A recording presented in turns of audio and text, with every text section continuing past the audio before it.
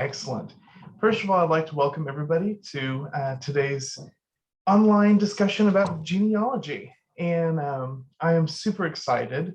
We're going to be talking about the different digital databases that we have available here at the Hardesty Regional Library at the Genealogy Resource Center. But we also will be talking about a couple of databases that you can use from home that are free and that would be a great asset to genealogical research. So let's go ahead and kind of go over some notes that we have. So the first thing is, you want to remember that genealogy is not all resources that are online. They're not all digitized. There's a lot of stuff that is being digitized, which is wonderful, but there are a lot of physical books and physical materials, also microfilmed materials that you should be able to go to an institution and use those materials, because a lot of that isn't digitized yet. So you want to make sure to reach out and see what an institution may have. For instance, we have a lot of census records that are microfilmed, but we also have a lot of physical materials, a lot of books that deal with all 50 states. There's some we don't have as many of, like we've got like one book on Montana and I think 2 books on Alaska, but we have plenty for like Virginia, Maryland, Oklahoma, different states such as that. So yeah, definitely come in and check out our physical resources. Something else to keep in mind as well is that the American Indian Resource Center here at Tulsa City County Library does not have any information related to genealogical records. They are mostly about American Indian heritage and culture, education, and that's kind of what they deal with. If you need any kind of information dealing with American Indian records, or especially about the 5 tribes of Oklahoma, or any kind of genealogical resource, you would come to us for that. We don't have everything, but we can try to help you find where things may be located if there's something that we don't have. So definitely come to us for your genealogical questions. The third thing is, it's important to make sure to log all of your research. And what we mean by that is to make sure to keep accurate notes of where you found your research located. Things do tend to vanish, especially on Ancestry.com, Family Search. You might find a document related to a family member on there, which is great. But the problem is sometimes the contracts that Ancestry or Family Search has with those companies that they're getting that information from will expire. And when that does, those items will disappear. So it's better to have it backed up digitally, probably like on a hard drive, or to be able to put it on your tree, because if you upload something, it'll stay there. So definitely make sure to keep a list of where you found it, all that information. Fourthly, Ancestry Library Edition is available at all of our Tulsa City County Library libraries.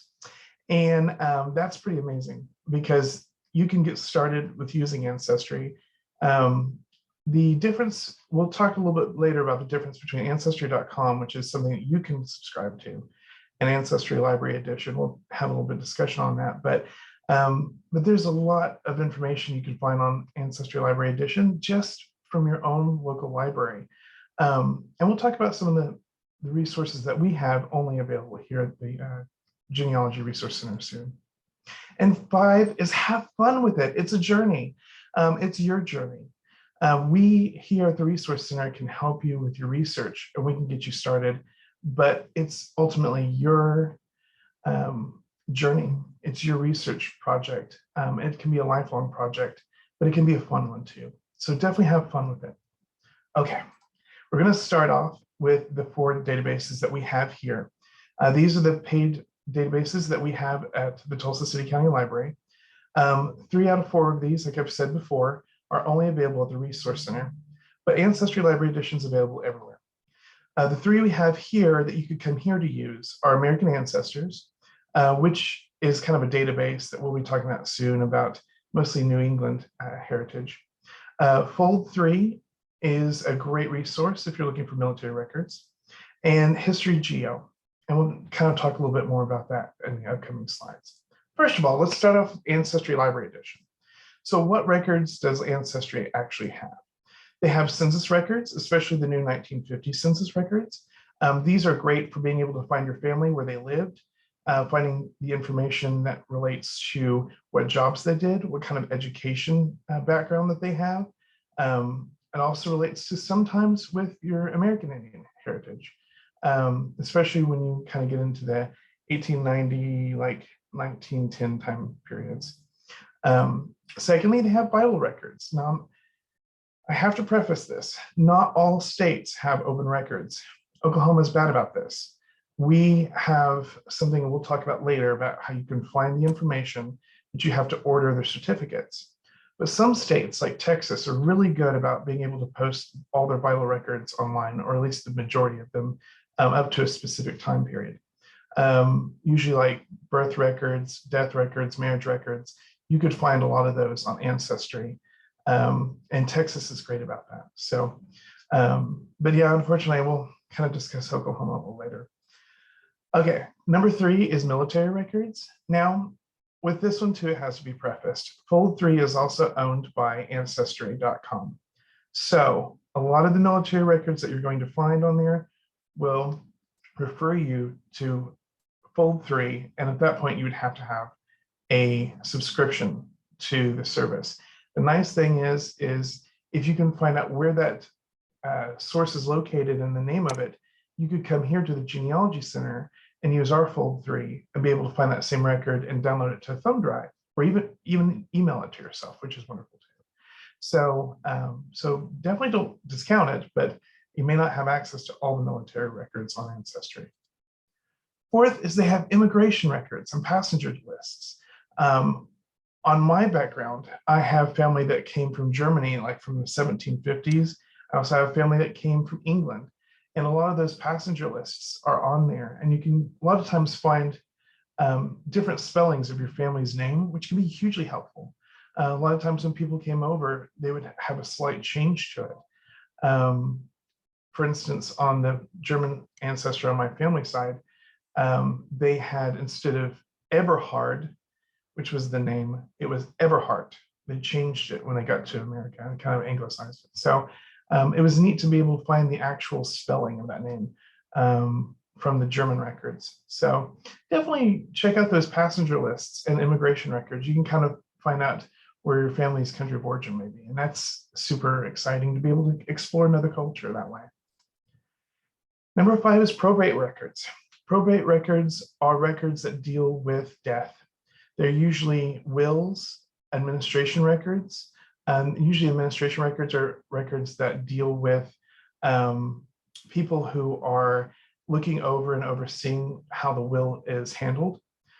The inventories are a list of the items that a person had within the will that they're giving to somebody, or they're selling, or whatever they have.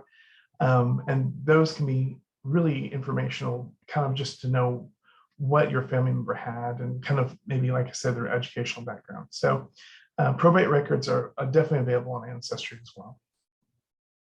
Also, there are land and tax records. Land records are great if your family owned a farm. Maybe they're from Iowa and they owned a farm. Usually the counties will keep those land records. And a lot of those are digitized and put onto Ancestry. Tax records, almost everybody has paid taxes. And so usually you will be able to find information about your loved one, and that can be really beneficial. In 1890, the census record from 1890 was burned in a fire around 1905 or something in St. Louis. I could be completely wrong on that one, but it's around that date. But anyway, it's gone. And so a lot of times you need kind of a backup supplementary item to prove that your ancestor lived in the area during that time. And tax records are great because they still have those, and you can be able to kind of go and pinpoint where your family may have been living at that time. So a 7th thing is you can find pictures of your family and yearbook information. I've actually found my great-great-grandmother's family portrait with her and her mother and her father, and that was super exciting. Not everybody will have pictures, but a lot of people post their information on there. And so you never know what you may find. There may be some exciting things. There's a lot of yearbook information from the most recent history, probably about, I would say, 30s to about the 60s, 70s. I even found my dad's basketball picture, which was exciting. So you never know what you're going to find. And there's much, much more to Ancestry. And you can just kind of get on and explore that at your local library and just kind of enjoy it, have fun. They have charts a lot of times, like the ancestral charts that you'll use to fill out and kind of put down the different generations that are in your family. You can also access that from our webpage, the Tulsa City County Library webpage, from the Genealogy Center webpage. We have that resource free on that. So that's a great place to start. Okay, so that's Ancestry. Now, the one question a lot of people ask is, what's the difference between Ancestry.com and Ancestry Library Edition?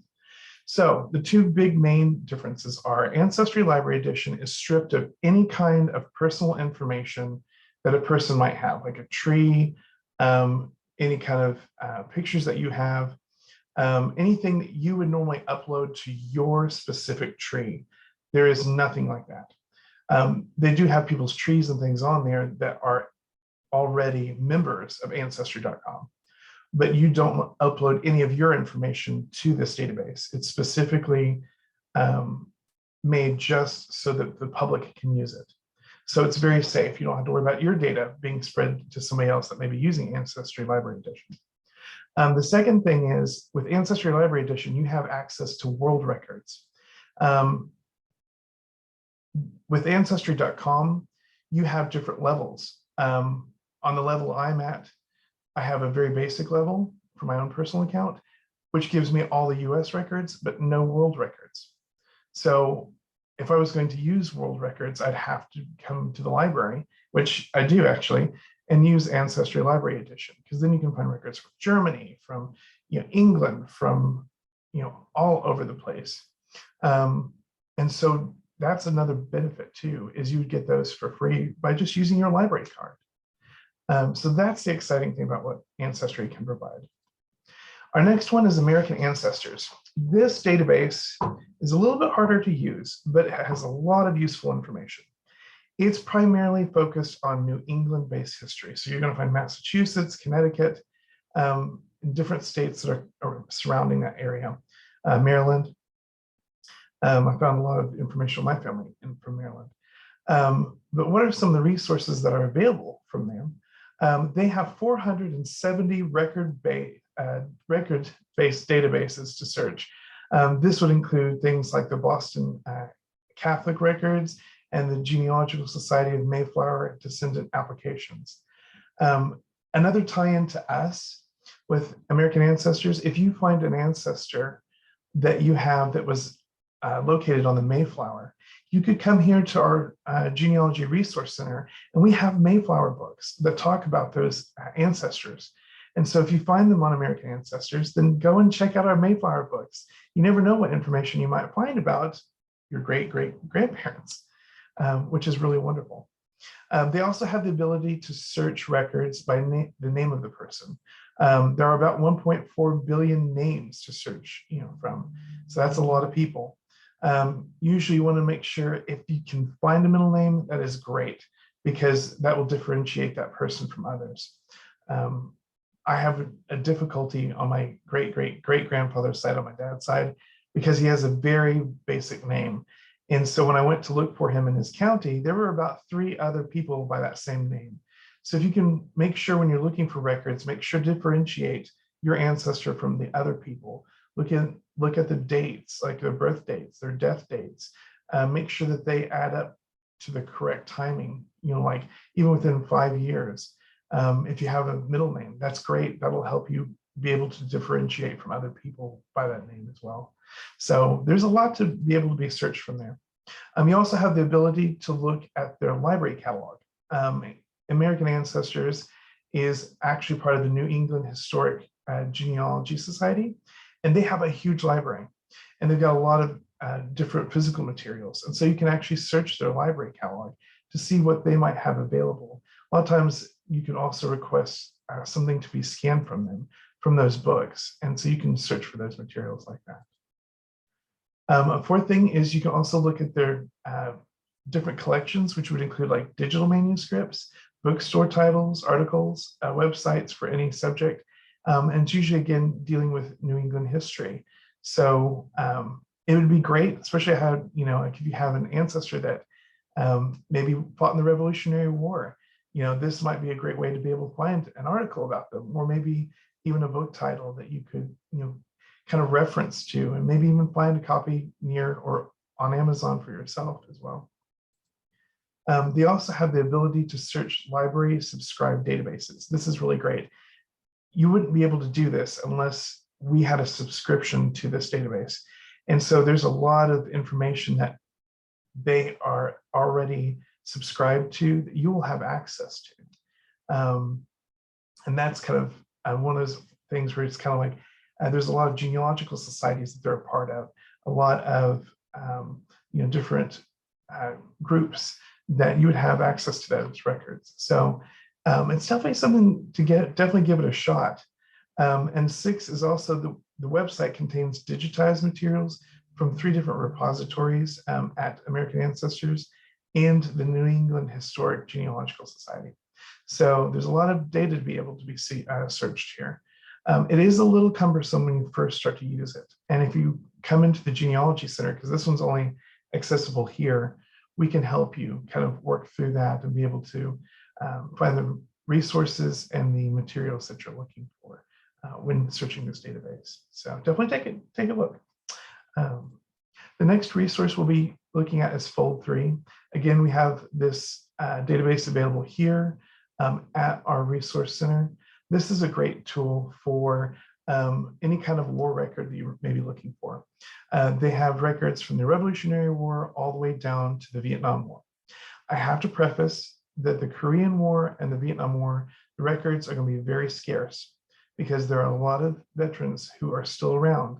And due to privacy issues, there's a lot of records that will not be available. They do have some listed, but they will have the biggest majority of Revolutionary War to World War II records available. And there's, almost everybody has at least one ancestor that was in some kind of war. So that would be very beneficial. But they also have other records as well. They have records that are related to African American history with the American Indian heritage.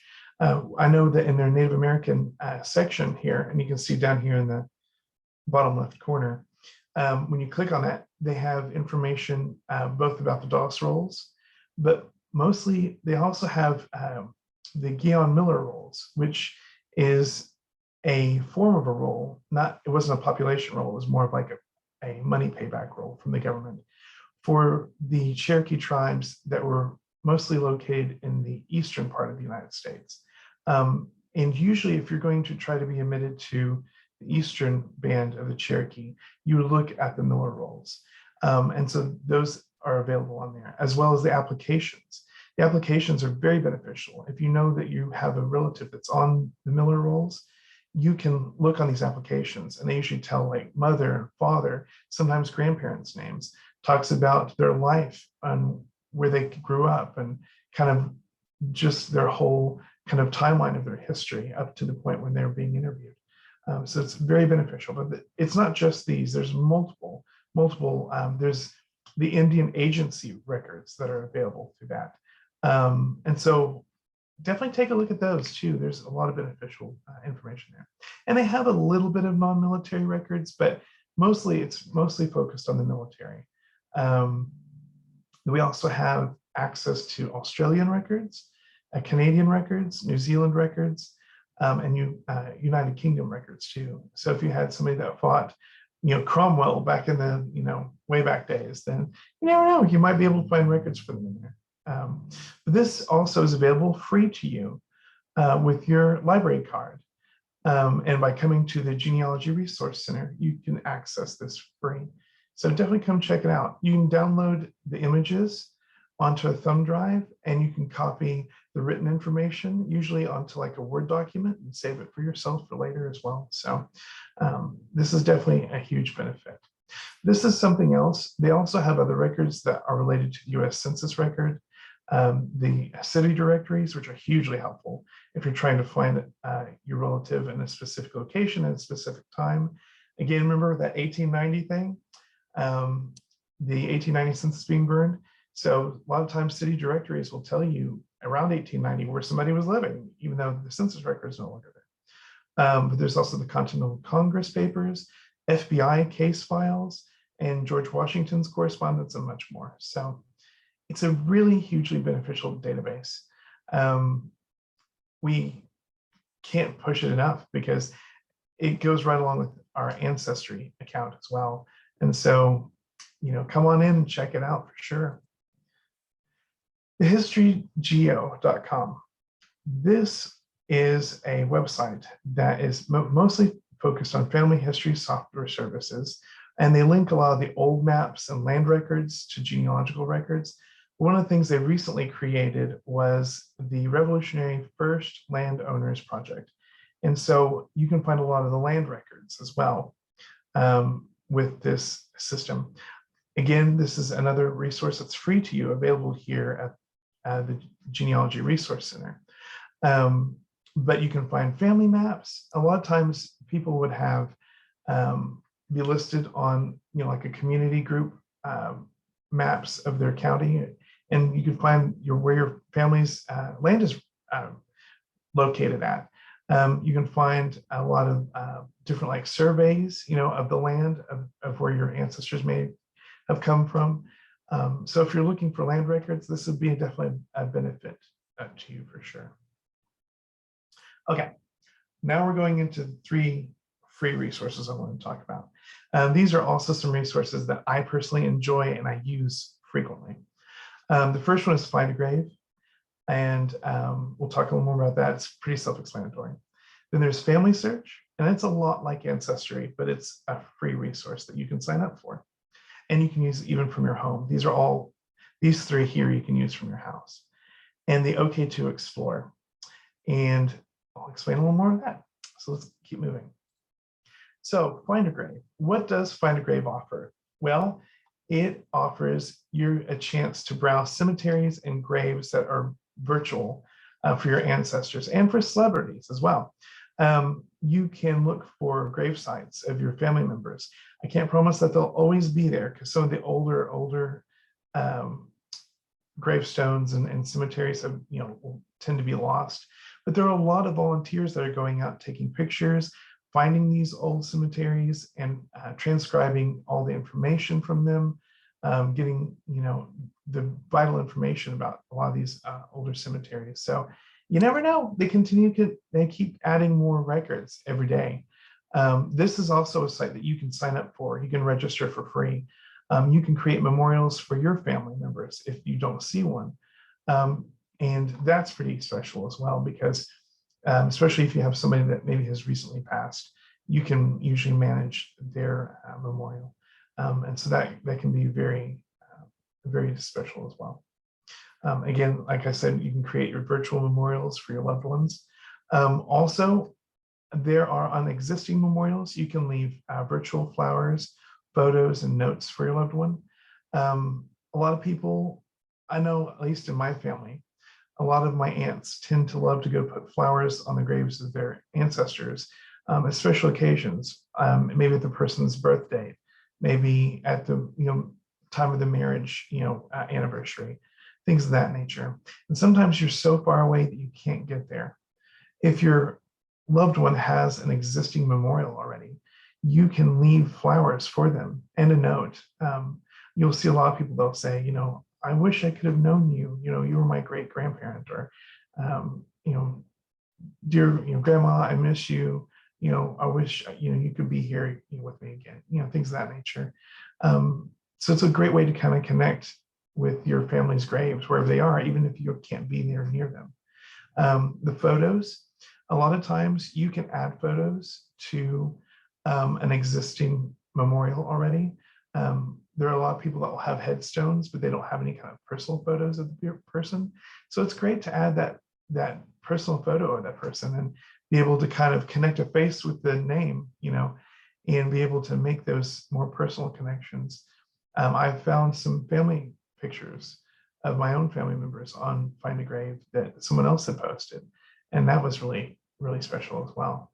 So this is a really great free resource you can access from home. Again, like I said, you might find photos of your ancestors or their headstones.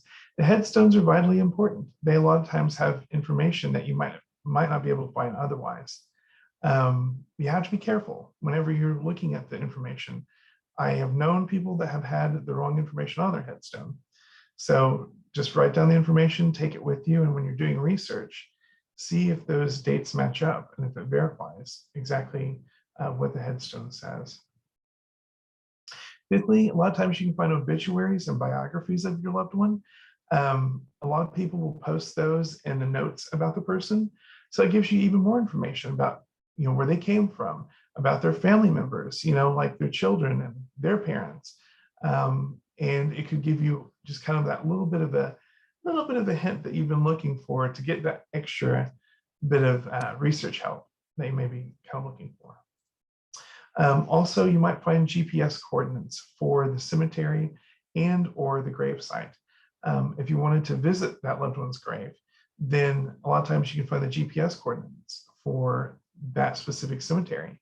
And you can actually go there if you're going into that state, and you can find where it's at and be able to visit your loved one's grave. So it's a really great resource. I can't push it enough. Now we're on to Family Search. Family Search is really cool. It is a lot like Ancestry.com. It has a lot of records that are available for free. Some of the ones that even Ancestry has that you wouldn't be able to access unless you had a subscription. I have found international records. I found my 4th great-grandfather's German baptism record on Family Search. So there's a lot of useful information. They have also been transcribing the 1950 US Census recently. And the neat thing is this year they've asked for virtual volunteers where people will go in and transcribe the names for them wherever they're at. Used to in the past, people would have to go to the temple there, for the Latter-day Saints and help with the record transcribing. But now they're doing it virtually because of COVID and because, they're becoming more digitized. And so that's been something new this year. One of the things you can do on it, it's also create a family tree for free. You can also create a free family tree from Ancestry, but with Family Search, you can connect the documents that you find for free on Family Search to your tree. If you have a tree on Ancestry for free, you can do some searching, but usually you can't connect the actual documents unless you have a paid subscription to Ancestry. So this is one way to be able to kind of get that Ancestry experience without actually having to pay for it. It's a free thing that you can sign up for.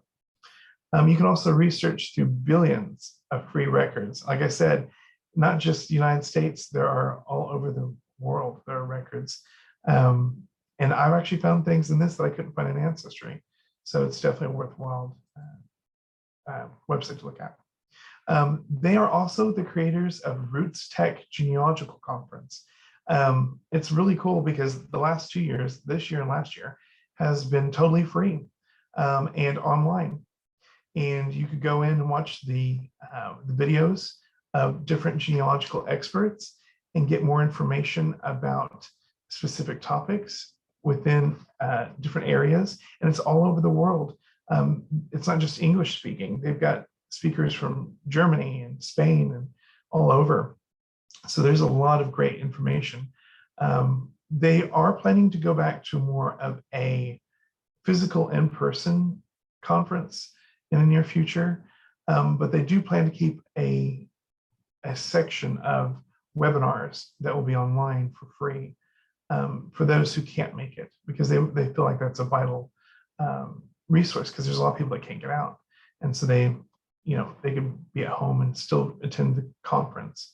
But for this year, you can still sign up for free and you can still see those webinars. They're available for free on the Family Search website. So definitely take advantage of it. It's a good time to get some education for free and at home.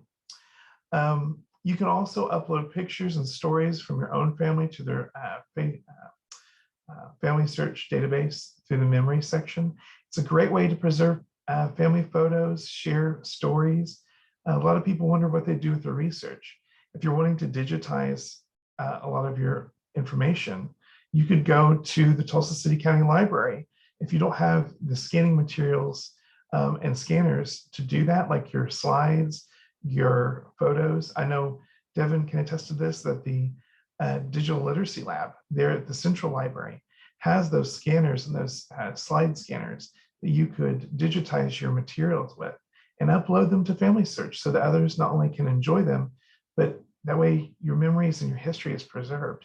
So definitely take advantage of both our Digital Literacy Lab and of this opportunity to preserve your own family history. Another thing you can do is also search through about 500,000 genealogical books, family histories, maps, yearbooks, and more. There is a lot to see. And a lot of times you can find books on there that relate to your family's surname, that you might be able to find things about your great, like third, fourth generation grandfather. And those, a lot of times you can also find on Google. Like if they have the source information, the citation information, but they don't have the book, you can a lot of times look on Google Books and find it and access Google books through that, which is also free, and look through that information and find the information about your family. But there's a lot to see with family search. You can also submit books. If you have written books about your family, if you have written family histories, they're your photos, you can submit those things to their digital databases for other genealogists to use. So like, again, like I was saying before, it's a great way to preserve your own family history and your photos and be able to have other people access those and to share those experiences with you. OK2Explore. This is a very basic website, but it's very beneficial. With OK2Explore, it is actually put out by the Oklahoma State Vital Records Office. We had legislation a few years back where some of the legislators were wanting to open up Oklahoma's records, usually from about 125 years from the birth and about 75 years from the death. And any records from that point back would have been open to people to explore, to be digitized, like Texas's has on Ancestry. That didn't quite work out well. There's been some loopholes, and the Vital Records Office felt like it would be better to actually take that information, the records, and let you have the information typed up. So you can find a lot of birth and death records, even like I found my own birth record on there, to very recent history, all the way back to probably the founding of Oklahoma. And so you can find a lot of that information written up. So the great thing about this website is you can find your ancestors' information. If you want the certificate, you will have to go to either the Oklahoma Health Department in your local county, or you'll have to contact the Oklahoma Department of Health in Oklahoma City and the Vital Records Office in order to get a physical copy of your loved one's death and birth certificates. Like I mentioned before, if you want a birth record, the birth record has to be 125 years from the birth, or you have to be a direct descendant from somebody. So if it's like your mother or your grandmother's birth, you know, something like that, or maybe even great grandmother, as long as you can prove your lineage to that person, you can get that birth certificate. It's fine. If you can't, if it's like, for instance, I tried to get my great uncles, and then they wanted my mom's birth certificate, my birth certificate, his birth certificate, his death certificate, like everything under the sun. And at that point, I was like, it's not worth it. So it's a little bit more of a cumbersome process. The death certificates are a lot easier to get. It's usually 72 to 75 years from the death. So those have had really good success with that. And with OK2Explore, what you can do is find that information and be able to go and take the information you have, plug it into the vital records death certificate request form, and then send off to get that death certificate. Usually you have to have your driver's license in order to prove who you are in order to get the death certificate, but it's much easier to get those. So anyway, it's a little website. There's not a whole lot as far as like wowness, like, you know, multiple features, but it's definitely vital to your research, and you can do that from home as well. So that is my presentation. This is a picture of our genealogical resource center here at Hardesty. We do have 4 library computers that you can use. You'd have to make sure to bring your Tulsa City County Library card, and you can access all these databases through that. And there's also the physical collections back there. So you can see we've got a lot of stuff for you to use. So we'd love for you to come and join us and to be able to do that research with us. Great, thank you so much, Aaron. We do have a few questions, and I'll just kind of ask them to you. I think you've covered some of them, but we'll just make sure. Some of us wondering, are the hours here on the screen, the hours that the Genealogy Center is open since COVID and the library is reopening? Yes, so these are our hours. Normally, we have 3 assistants, that includes me, that work here at the Genealogy Center. Our hours usually here at the center are 9 to 5. The 3 of us share 3 different days throughout the week where we work an evening shift. So there would be somebody here then, but most of the time, if you come in, there's gonna be a lot of times where there's not gonna be anybody here. You're still more than welcome to use the resources, even if we're not here. You can make copies of books for free, book chapters. But yes, those are the library, Hardesty Regional Library's hours.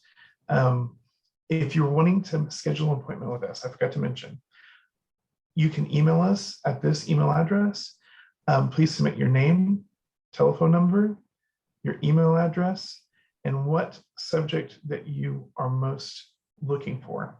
And let us know which way you would prefer to be contacted, either by phone or email, and we can schedule a book librarian appointment to come in. It's usually 1 hour, 30 minutes to an hour of help for 1 hour per week. So just another kind of blurb for us. Yes, thank you. Our next question is, do you have any resources that you recommend for international research, specifically Germany or Poland?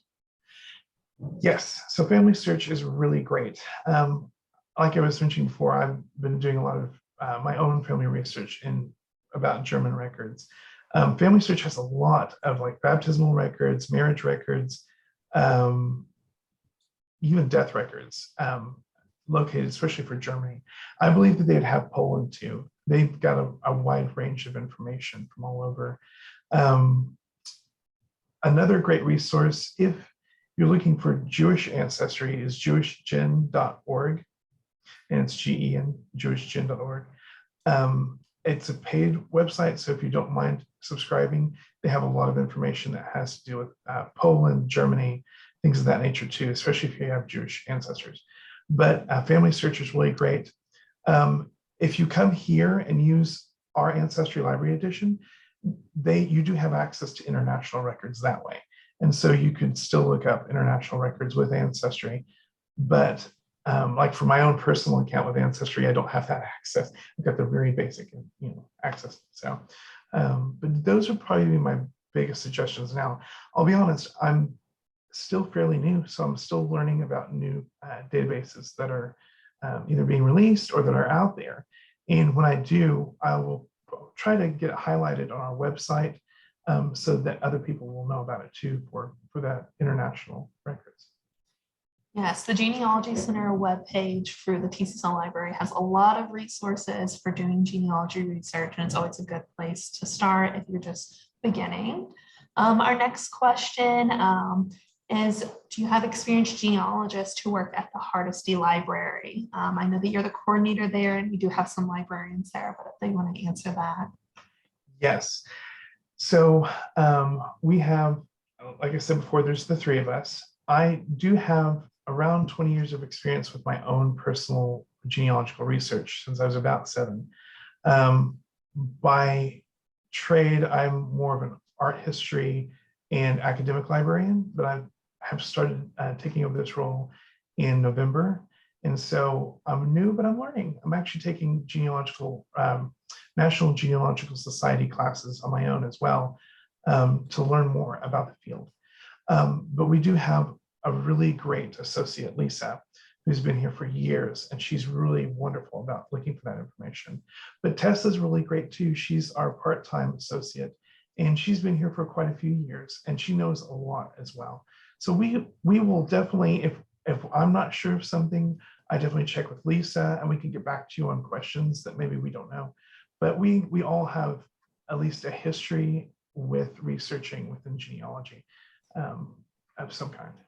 Great. All right, then we have a question, and I'll answer this one, and it's about, can an out-of-county resident have used the TCCL library resources? We do have the ability for you to qualify as a TCCL card holder, and there's an annual $50 fee for that. But it looks like this user is planning to move to Tulsa soon, so I would recommend you can apply for a library card on our website. So once you're here in town, or even if you live, work, or go to school in Tulsa, you qualify for a library card, go ahead and submit that application. And then the first time you visit a library, we will get you a physical card and you can begin using our resources right away. Absolutely. Another question is the Hardesty Library the only genealogy resource center at TCCL?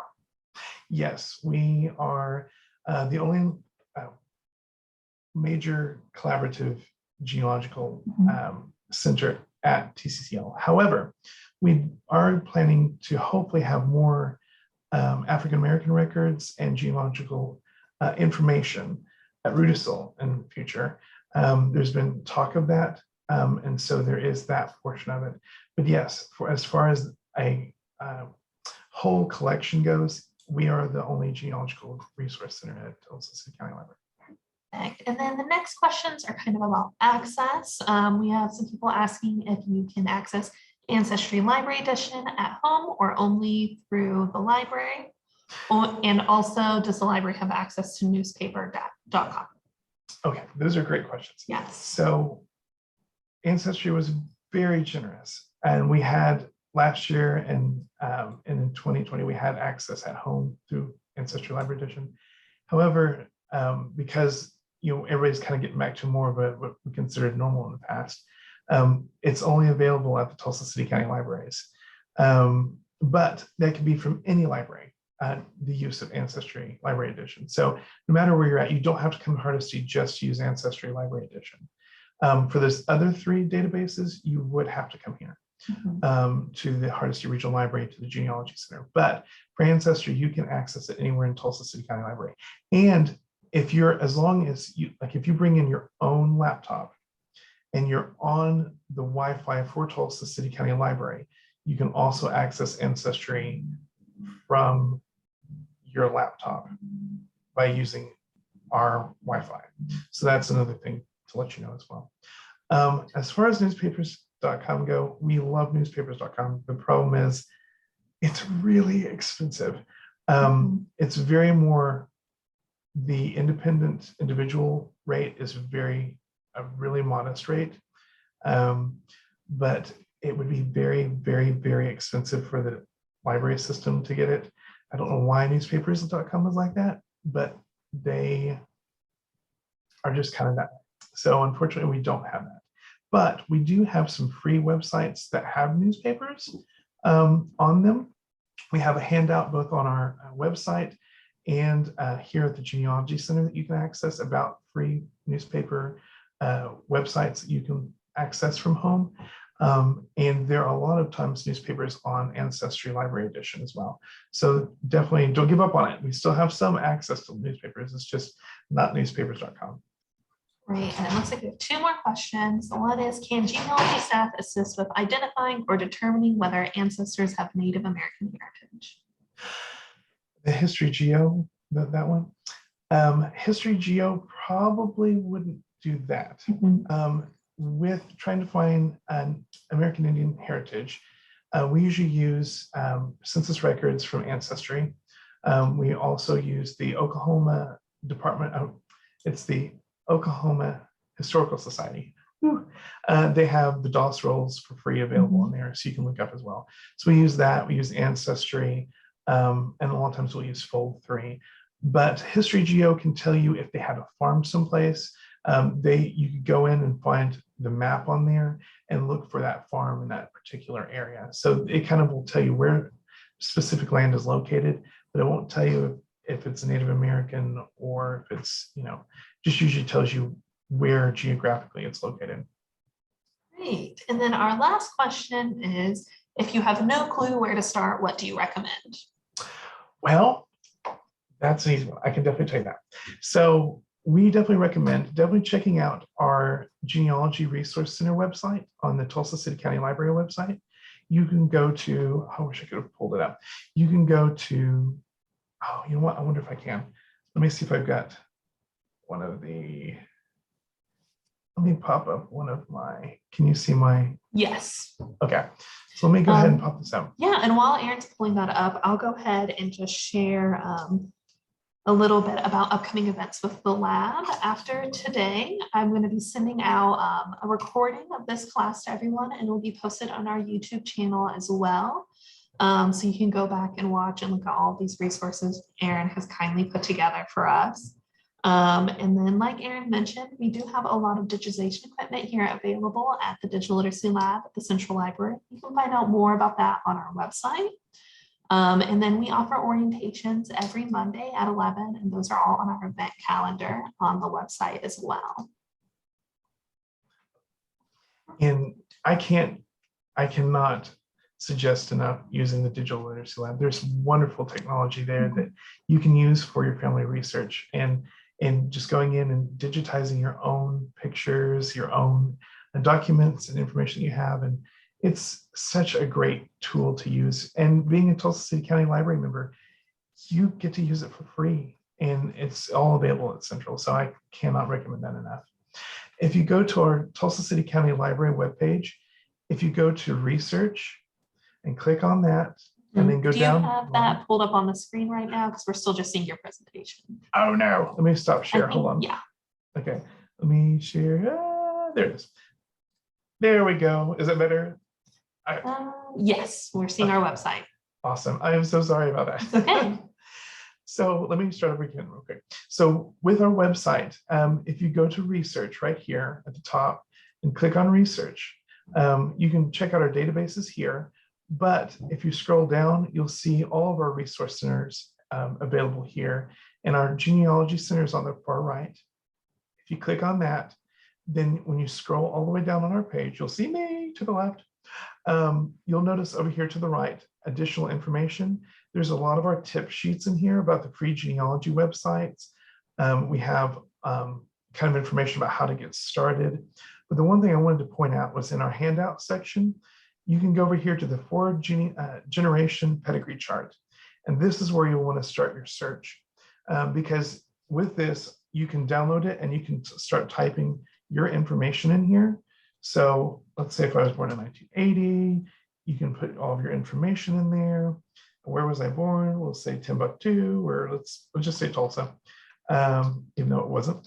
And you can plug all of your information in for you.